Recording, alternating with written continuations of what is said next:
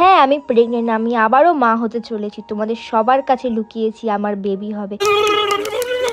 সাথে আমার বাল।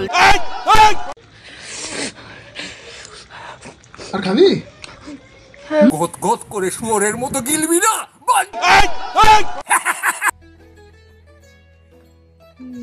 আমার ঘরে আমি মেম্বার, আমার বউ চেয়ারম্যান। খায় আমার পরে আমায় বলে আন্ডারস্ট্যান্ড। তো দেখো আজকে আমরা এমন কাপল ব্লগারকে নিয়ে কথা বলবো, তারা খুব গরিব গাইস, খুবই গরিব। মানে লিটারালি তারা এতটাই গরিব ভাই, এতটাই গরিব যে থার কিনে ফেলেছে।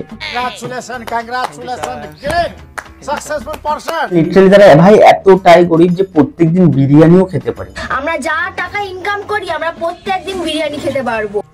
দি ওয়ান এন্ড অনলি গরিব ব্লগার ভাই সানি ঋত্বিকা। সরি এসব বালছাল কেন করছিল। তো দেখো যেখানে Sunny Leone, sorry Sunny Leone না, সানি লিওন।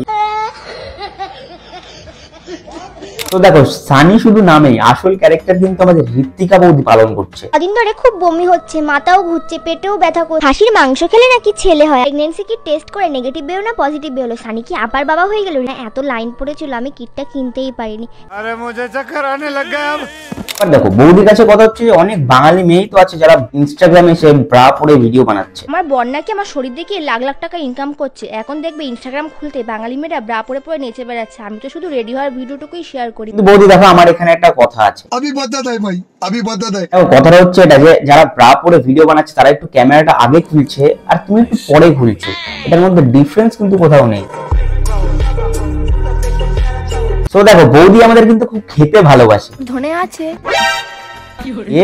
না না না এইসব না, ধনে পাতা আছে।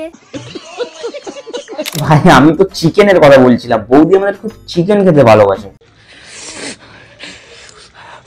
আর খাবি? আমি তো গন্ধে বলছি ঠ্যাং খাবো, ঠ্যাং। গরম গরম। গত গত করে শুয়োরের মতো গিলবি না।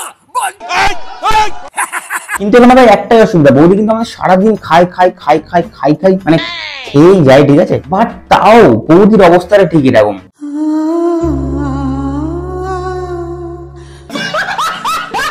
দেখো আমি জীবনে অনেক গরিব দেখেছি ভাই, আমি নিজেও একটা গরিব।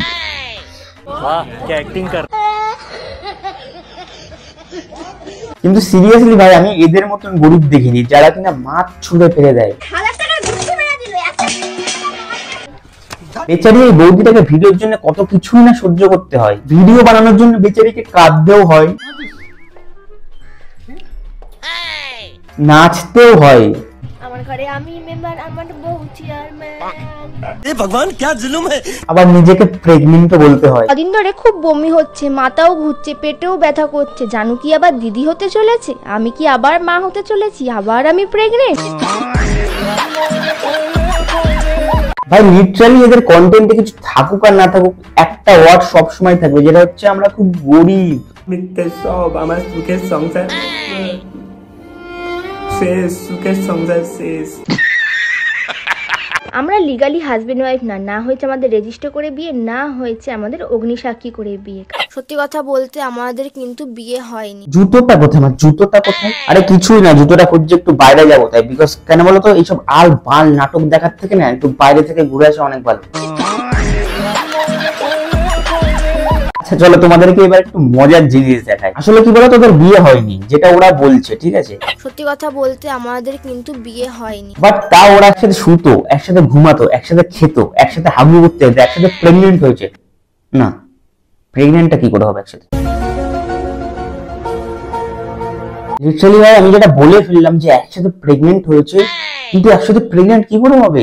हमारे यहाँ ऐसा ही होता है।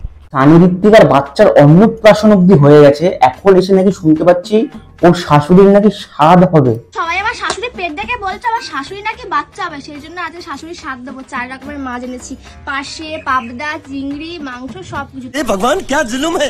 শেয়ার করো বন্ধুদের সাথে ভিডিওটা, লাইক করো, কমেন্ট করো, আর সবার জন্য টাটা।